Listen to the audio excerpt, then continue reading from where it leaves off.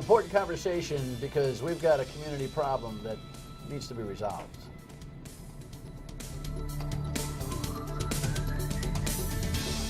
Welcome into My State of Mind. I am Dan York. It is an honor and a pleasure to have you aboard. Most programs that you see at this time, I am ready to sprint into a rundown and cover the issues of the day, but there are days when I'm off or on vacation or taking a little break or just think that something is so important that we need to talk about it at a longer pace and a more comfortable pace and break it down for you, and this is one of those nights. I'm not exactly sure what particular night you're seeing this program, but I will tell you this. The early part of the year of 2014 was harrowing when it comes to the number of losses of life that we've had from heroin overdoses. And it's been a conversation on the radio, on WPRO, where my program airs noon to 3. It's been a conversation here. And one of the things we're going to do this evening is talk to a guest that I had earlier in the year talking to us about this problem. She had dialed my radio program and saying, hey, listen, there's some stuff that you need to know. She came on, she impressed me, and now she's brought an expert from Miriam Hospital to elaborate on some data that I think, it may not surprise some of you, but some of it kind of shocked me. First, let me tell you, there's a piece in Eyewitness News back a little while back from a gathering at Miriam Hospital. It was kind of like a crisis meeting that was almost sold out. I think it was sold out in terms of people trying to get into the room. This mom told our reporter a harrowing story. Here's a short piece of it. I'm hoping for people to listen. Listen to a story that breaks her heart every time she tells it. Reynolds had 2 sons that died. Paul was 22 when he overdosed on heroin in 2004. Teddy was 30 when he died in 2010, also from an overdose. Their dad found them both. Went upstairs and opened the bathroom door, and there he was, slumped over.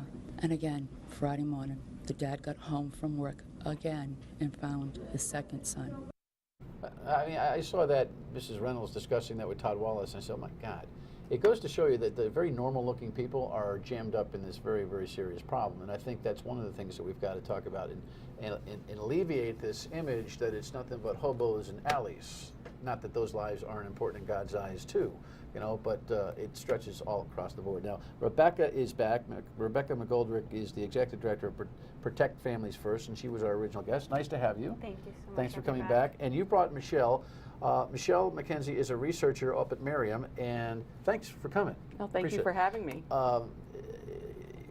We can start this conversation in the middle, but let me re-explain what Rebecca does. You called me on the radio because you're a recent Brown graduate. You found this because you had a life experience having lost a friend or whatever. Explain, and then tell us about your organization and what it does. Yep, so I've been touched by overdose in my own life. I've had friends growing up who have struggled with addiction, and a friend tragically lost his life to overdose a couple of years back.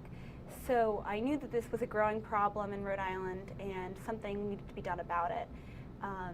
We got involved and connected with Michelle about this, who's been doing some fantastic work around the state raising awareness. And so what we do is we run community forums, we do educational programs, get the community talking about this issue, and teach them ways that they can help be part of the solution. And then we also do some naloxone trainings, again in collaboration with Michelle. So we go and we reach out to people who are at risk of opiate overdose, and we teach them how to use naloxone. Right, and naloxone is? Naloxone is an opioid antagonist, which means that it works in the opioid receptors in the brain. And if somebody has taken Vicodin, OxyContin, heroin, and is experiencing an overdose from having had too much or mixing the drugs, the naloxone goes into the receptors and knocks those opioids out of the receptor. And it does a great job of doing this, but temporarily. So it can save, the great thing is that it is an antidote to an opioid overdose. And it works quickly within a couple of minutes, and it brings the person, a person will look, whenever they're experiencing an overdose, they're going to have, they don't have enough oxygen in their system. So you're going to see blue fingertips or lips, really shallow breathing or maybe no breathing, and unresponsive to any kind of stimulus. And so if we recommend the number one thing to do is call 911. Always call 911. The next thing is to do rescue breathing. And then after some rescue breathing, if you have naloxone, then you can use naloxone. And then naloxone works quickly, and it lasts in the body for 30 to 90 minutes, after which time the person can actually go back into an overdose according to how much of the drug they used or what kind of, like if it's a long-acting opioid versus heroin, which is more short-acting. Okay, so I put us in the middle of the sandwich here. And that was a great answer. I mean, I feel like I'm in a seminar right now. No, I do. I feel like I'm in a seminar to understand exactly how this stuff works. I want to break down some of the definitions first, but tell me real quick about what you're doing in general over at Miriam. Okay, so I'm the director of PONY, which is Preventing Overdose and Naloxone Intervention.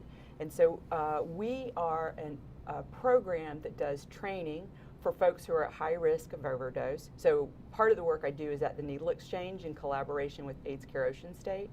And so we work with folks who are clients of the Needle Exchange who are clearly at high risk of overdose. But we kind of take the show on the road. Rebecca and Jared, for instance, just did a training yesterday at Anchor Recovery. We've done a number of trainings at Anchor Recovery. And what we do is we do a training that lasts about 20, 30 minutes, and then can distribute naloxone after the training. And we're able to do that because Dr. Jody Rich is the prescribing physician. It is a prescribed medication.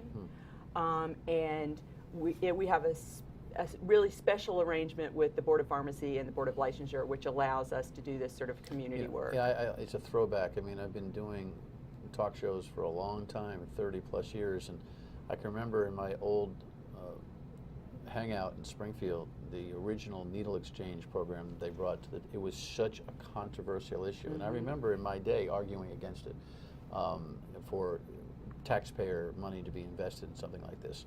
Oh well, it's an important integral part of intervention, isn't it? Right. And I mean, at the end of the day, I think my old arguments were more about taxpayer dollar use and whatever, but basically, you can't share needles. Right. It's like at the end of the day, and we don't want transmission of diseases via transmission of the use of dirty needles. But you know what? This opioid thing has become now the new big conversation. Right. And it's a whole different thing because it's not necessarily born from street drug behavior, which Exactly. is right, which is the whole new weirdness of this. Exactly. The guy with the toothache or the broken knee or whatever all of a sudden ends up being one of these people, right? Exactly. And most people, I think one of the biggest misconceptions is that heroin users are a different group of people than people who are abusing or misusing prescription drugs. And in reality, those two often overlap, and it's kind of a trend. You see people start with prescription painkillers, and whether it's because their doctor has cut them off of them and they've become dependent while they were using them, or it's too expensive to continue using prescription pills, heroin's it's a much cheaper and available option for a lot of people. And it doesn't seem to be the scary word that it used to be. When we come back, it used to be, it was like, you're a heroin user? Oh my God. And now it's a whole lot more, I don't know, pedestrian. When we come back, we'll talk more. Wait till you see some of this data. It's going to shock you. Stay with us.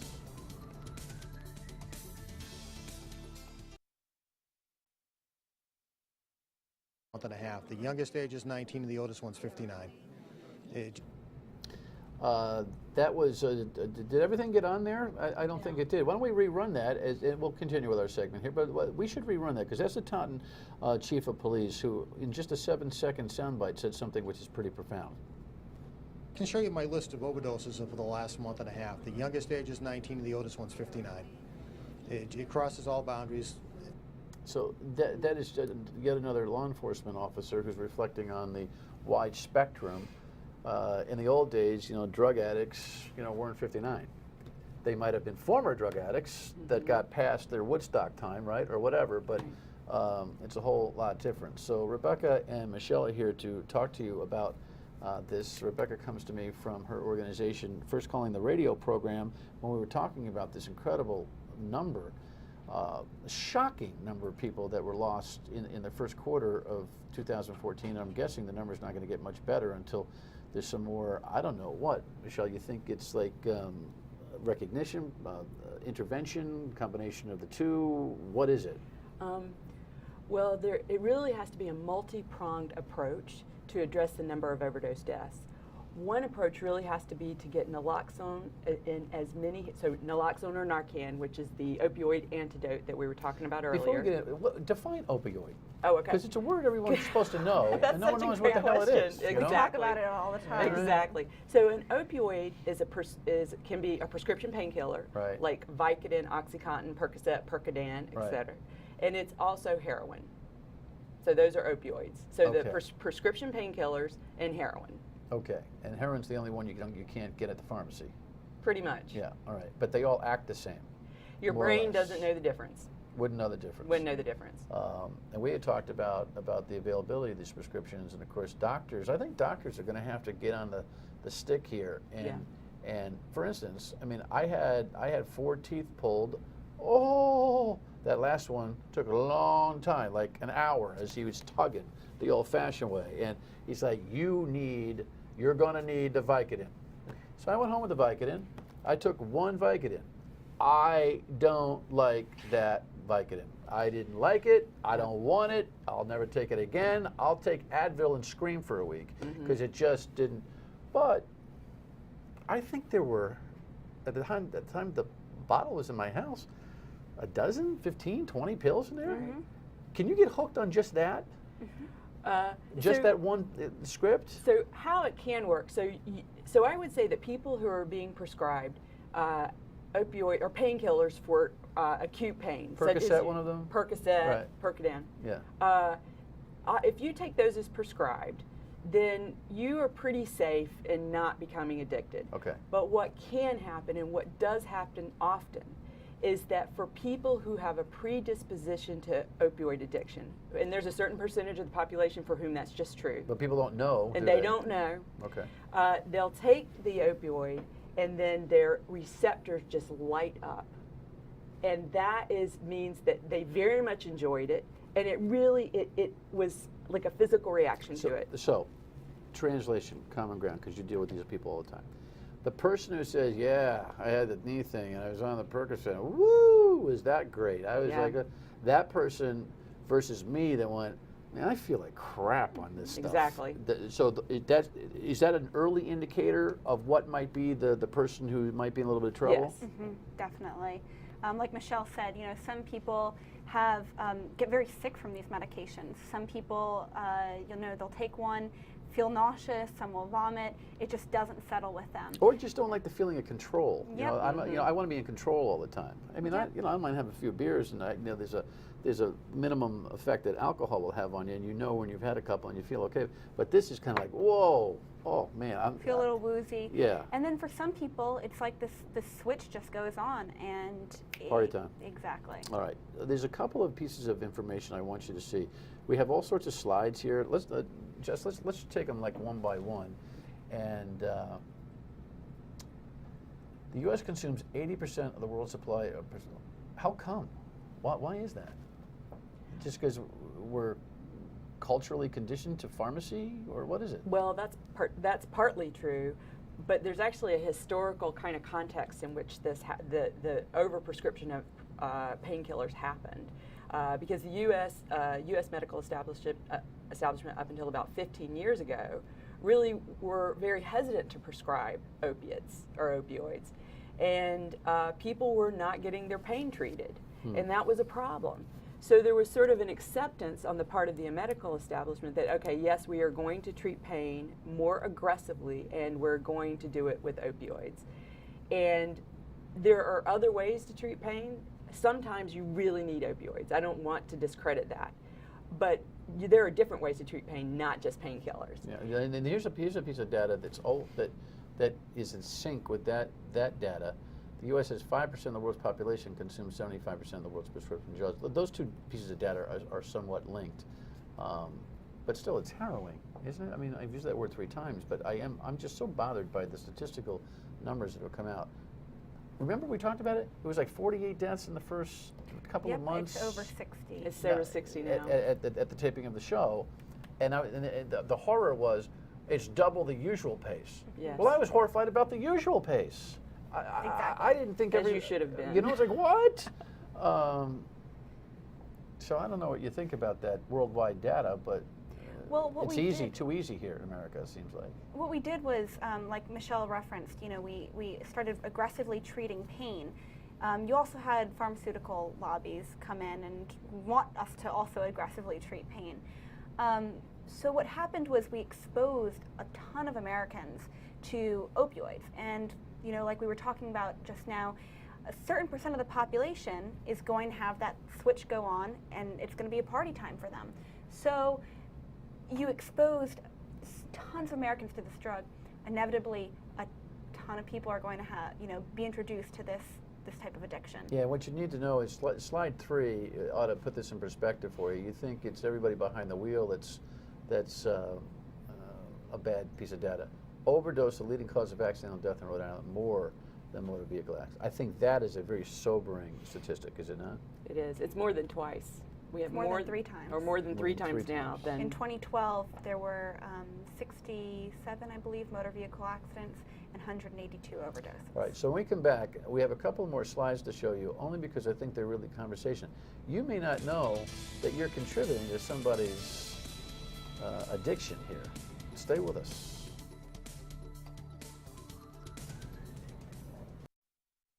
They need to convince these individuals that what's out there is not safe and there's ways to deal with it. You can enter treatment and relapse is not a failure. That's Craig Stenning, who runs the Rhode Island Department of Health, at another event regarding this overdose situation. Rebecca is the person who runs Protect Families First, and she's got a website and Facebook page and all that kind of stuff, right? So you're social media'd up, interacting out there. And Michelle is really our expert here, coming from Miriam, and works, I think if you've already watched, if you've missed any of the show, make sure you go online at WDPRI.com and download it so you can share it. And feel free to tweet a show after it hits the broadcast airways. Let me run through a couple other pieces of data on this heroin addiction and overdose situation, which I find to be really important for you to understand. Here is 4 out of 5 recent heroin initiates had previously misused. So in other words, I'm guessing initiates means first-time users. Yeah. Right. Had misused prescription painkillers. Okay, so this is not the you know, cocaine snorting, you know, moccasin wearing, guitar playing freak from Woodstock that's out in the alley, you know, not showering, you know, looking for a hit. This is somebody who, not that those people aren't important to be saved as well, but these are folks who were on scripts, who then found this because of what you talked about before, the availability, the economics of it and the like, right? Yep, and it's really important that you know, we raise awareness that this is affecting people of all walks of life, because a lot of people don't think they're at risk. You know, they say, oh, I'm just a prescribed user, I'm not at risk. Right. So it's really important that we dismantle that myth. Here is the one that really got me. This is the one that really got me. Check this one out. We have that 70% of people who misuse these painkillers get them from a friend or relative. Repeat, 7 out of 10 are saying, hey, you know what? I'm out of my Percocet. Can I borrow some? Right? Yep. Right. Because I only used one in That's and it was on my shelf for a period of time. If I had told somebody, a buddy of mine, who happened to be like, oh man, you know, my aching back, do you mind if I borrow that? If I lend that to him or give it to him, first of all, that's illegal, correct? Yes. It's illegal, but I'm not selling drugs. Right. But I am maybe feeding a beast that both of us don't know, correct? Right. Right. It happens. I was talking to someone who was losing had lost their prescription. They have still have chronic pain, or have become addicted to opioids, and the doctor didn't know. And this is something that's happening over and over and over, and will continue to do so. Let's be short because we're short on time. Can you imagine? don't give anybody your drugs. Definitely. Right. And what's really important to follow up with that is there are safe ways of disposing of Yes. these drugs. So nearly every town in Rhode Island has a 24/7 safe disposal site. Most of them are police departments. Anonymous, you can drop off unused or expired medications there. And this extends beyond opioids as well. Any unused medication that you have, it's a danger lying Moral of the around. story, I only got a minute. Is there a cure for this problem? Handy, or for anybody who's in trouble right now, who's going, yeah, I'm in trouble. What do they do? So if someone feels like they're in trouble, they should call Anchor Recovery. Anchor Recovery provides as peer support, but they can direct people to treatment. Where is Anchor Recovery? It is in 2 locations, one in Pawtucket and one in Warwick. Okay. And the Pawtucket number is 401-721-5100. Okay, we'll try to, we'll make sure that we get you that if you didn't catch it. One more time? 401-721-5100. All right, you got that? Listen, thanks for coming. It's an important conversation. You're doing good work. And just pay attention. And again, don't let the myth of all of this get in the way of the truth, because when those kinds of numbers are present, obviously there's a truth that supersedes the myth. Thank you for coming. Thank you. Don't lend out your prescription drugs, please. Your state of mind when we come back. Stay with us. Really, that data about 7 out of 10 folks who are hooked get their drugs from their friends and family. Pay attention to that, will you? Your state of mind, you can react to anything that you saw here tonight, anything that's on your mind. And if you have a show idea for these longer programs, we'll be happy to hear from you. 228-1886 is the voicemail. You'll come on the air with that, but if it's just a scheduling thing, don't worry about it. State of mind at myritv.com, and you can Facebook post and tweet at Dan York Show. It's really important that when we have these opportunities to talk longer about important matters, that you say, hey, Dan, I want to talk longer about important matters. In the meantime, thanks for watching My State of Mind. We'll see you next time, 7:30 on MyRITV.